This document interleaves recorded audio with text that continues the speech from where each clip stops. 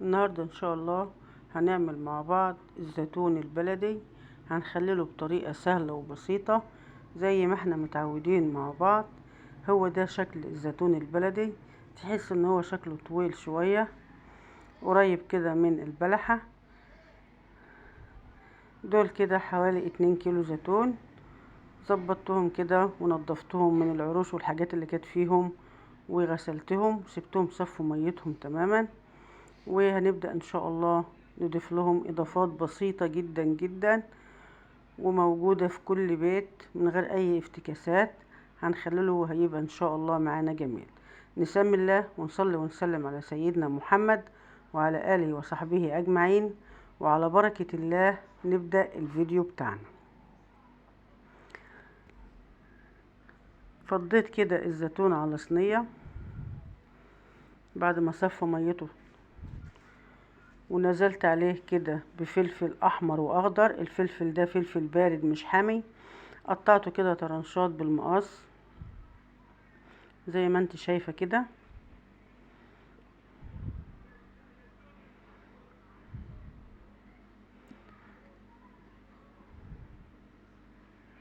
لا اله الا انت سبحانك اني كنت من الظالمين. ونزلت كده بربطة بقدونس، انا ما عنديش كرفس، فربطة بقدونس كده ما مش بخرطها ناعم، يعني بتبقى ماسكة نفسها شوية. وعندي نص كيلو ليمون كده قطعته ربع كيلو شرايح، هقلبه كده في الزيتون، بيدي طعم ونكهة جميل جدا للزيتون.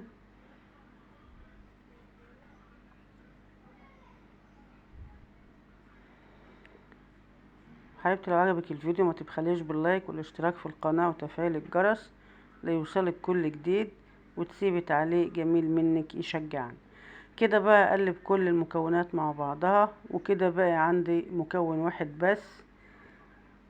يا تسيبيه سليم يا تعمليه برضو طرنشات كده، ده حسب رغبتك واختيارك. هنقلب كده مكوناتنا مع بعض، طريقة سهلة وبسيطة جدا، ما فيهاش اي افتكاسات ولا اي حاجة خالص ولا اي اضافات غريبة. كل حاجة موجودة عندنا في البيت، وان شاء الله تنال رضاكم وتجربوها، وبإذن الله تبقى جميلة جدا.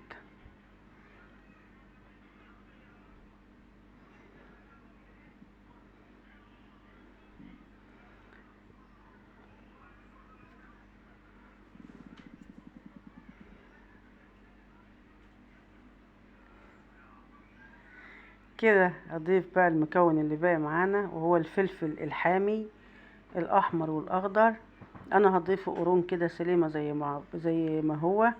انت لو عايزة تقطعيه كده، لو بتحبيه يعني بحامي جامد ماشي قطعيه، بس انا بضيفه سليم كده زي ما هو، بيدي لسعة بسيطة للمخلل.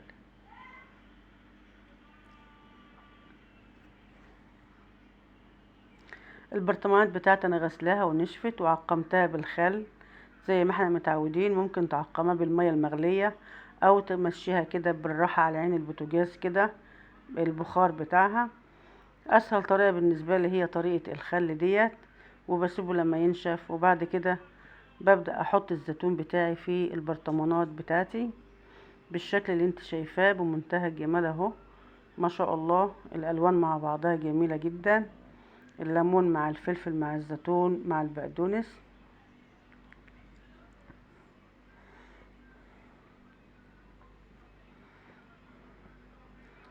ببدأ كده احط طبقة فلفل، وبعد كده احط الزيتون بقى مع الليمون.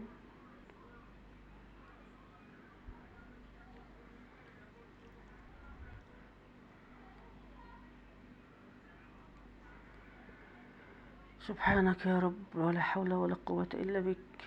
استغفر الله العظيم الذي لا اله الا هو الحي القيوم واتوب اليه. الكمية ديت عملت لي 3 برطمانات صغيرين بالشكل ده كده. وده قشر الليمون اللي انا عصرته، ده بقية الربع كيلو اللي باقي. اخدت، هو كان نص كيلو، اخدت ربع قطعته رنشات، وده الربع التاني. عصرت كده الليمون بتاع الليمون اخدت العصير بتاعه والقشر كده بحطه على وش البرطمان علشان يعمل طبقة عازلة كده ويحمي الزيتون بتاعي.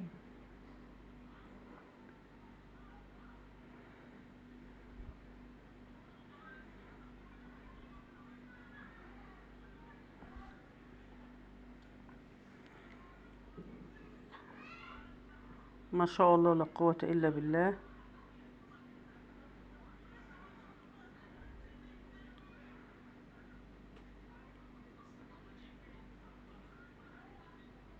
كده خلاص خلصت كل الكمية اللي عندي، وهنبدأ بقى مع بعض كده نعمل المحلول الملح بتاعنا.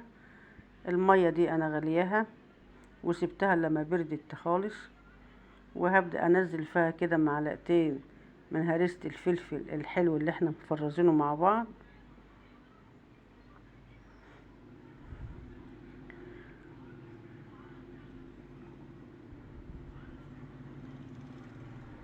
معلقة كبيرة كده عصفر، بتدي المية لون كده ونكهة جميلة.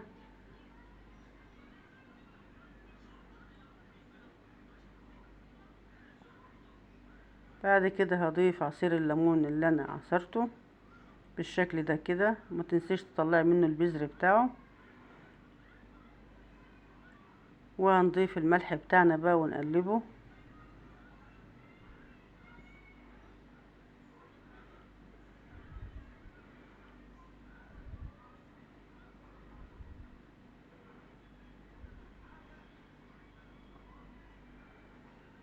لا اله الا انت سبحانك اني كنت من الظالمين.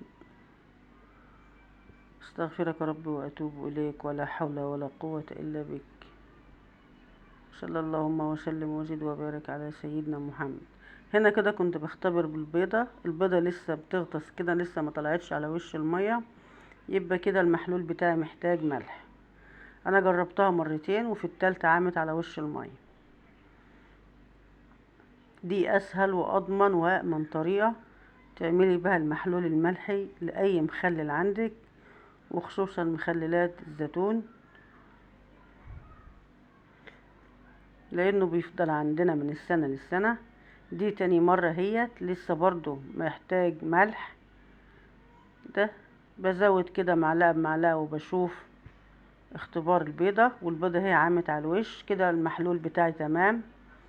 احطه بقى على المخلل بتاعي وانا مطمنة.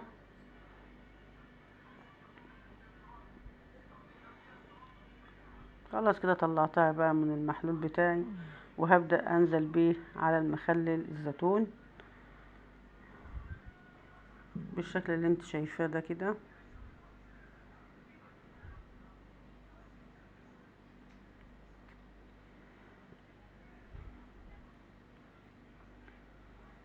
طريقة سهلة خالص وبسيطة ومن غير اي تعقيد، البنات الصغيرة تعملها، سهلة جدا.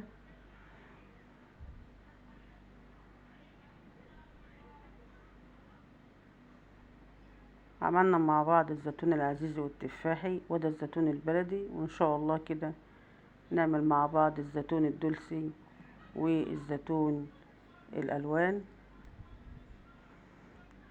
خلصت كده خلاص الكمية بتاعتي اهيت 3 برطمانات. هنزل كده على وشهم بالزيت علشان يعمل لي طبقة عازلة ويعزل الهواء عن المخلل. ما شاء الله ولا قوة الا بالله. كده بغطي بس كده الوش بتاع المخلل بتاعي،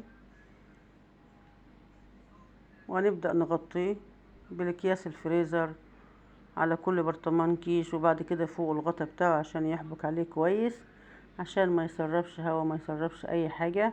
ودلوقتي واحنا بنقلبه مع بعض هنشوف مفيش اي مية هتنزل ولا في اي حاجة، وبكده نعرف ان احنا المخلل بتاعنا محفوظ كويس ومقفول عليه لحد ان شاء الله ما نيجي نفتحه ويبقى موجود عندنا لرمضان بإذن الله.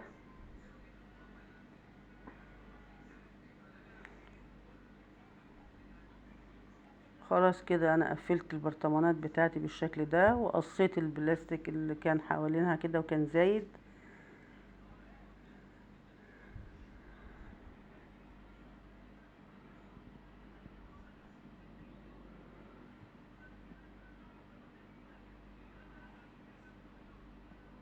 قلبتهم اهمت بالشكل ده كده، سبتهم كده لمدة من 10 دقايق لتلت ساعة كده مقلوبين، علشان المحلول كده يتغلغل فيهم كلهم ويجيبها من فوق لتحت بالشكل ده كده. ورجعت عدلتهم تاني، وبكده خلصت وصفتنا النهاردة.